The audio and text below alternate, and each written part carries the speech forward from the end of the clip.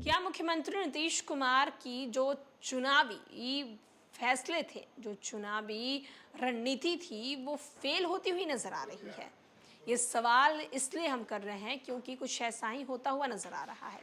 नमस्कार, मैं श्वेता और आप देख रहे हैं न्यूज़ फॉर नेशन। 24 लोकसभा चुनाव का आगाज हो चुका है, 2 चरणों के मतदान हो चुके हैं, तीसरे चरण के मतदान की तैयारियां हैं। तो वहीं दूसरी ओर तमाम राजनीतिक पार्टियां जो हैं वो इस 24 चुनाव को लेकर पहले से ही यानी कि कई सालों से तैयारियों में लगी थी। अगर हम बिहार की बात करें तो बिहार के मुखिया नीतीश कुमार भी पीछे नहीं थे। नीतीश कुमार ने कुछ ऐसी ऐसी रणनीति सेट की थी जिससे साफ साफ देखा जा रहा था कि उनका जो टारगेट है वो 2024 है। लेकिन क्या नीतीश कुमार की कुछ रणनीति 24 में फेल होती हुई नजर आ रही है? ये सवाल हम इसीलिए कह रहे हैं क्योंकि कुछ समय पहले बिहार में भाजपा के नेतृत्व वाले एनडीए और महागठबंधन दोनों ही जाति आधारित सर्वेक्षण पर अपना कब्जा जमाने की कोशिश कर रहे थे।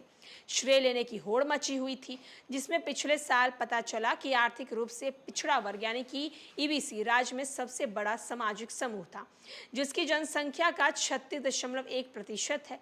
इसके आधार पर जदयू के नीतीश कुमार मुख्यमंत्री रहते हुए महागठबंधन सरकार ने तुरंत अनुसूचित जाति और अनुसूचित जनजाति, अन्य पिछड़े वर्ग और ईबीसी के लिए कोटा 50 बढ़ाने का घोषणा कर दिया।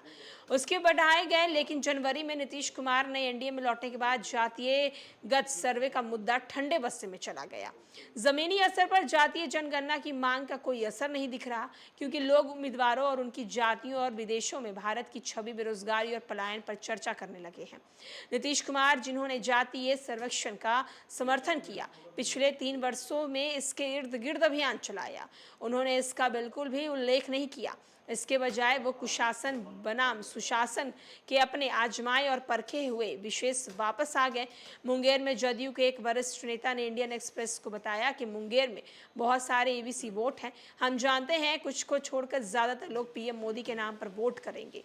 नीतीश कुमार के भाषणों को इस तरह से तैयार किया जाता है कि लालू राबड़ी देवी शासन, जो कुशासन नरसंहारों से भरा हुआ था, तुलना नीतीश कुमार के सुशासन से करना जारी रखे।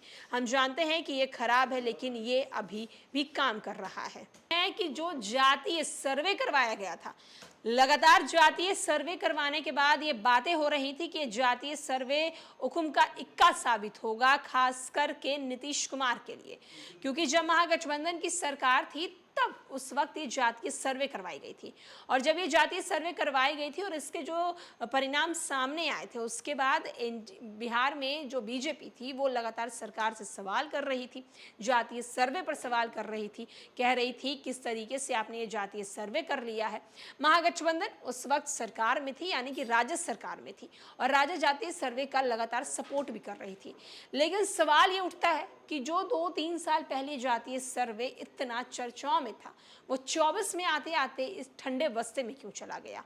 इसके बारे में आपकी क्या राय है, हमें जरूर बताएं।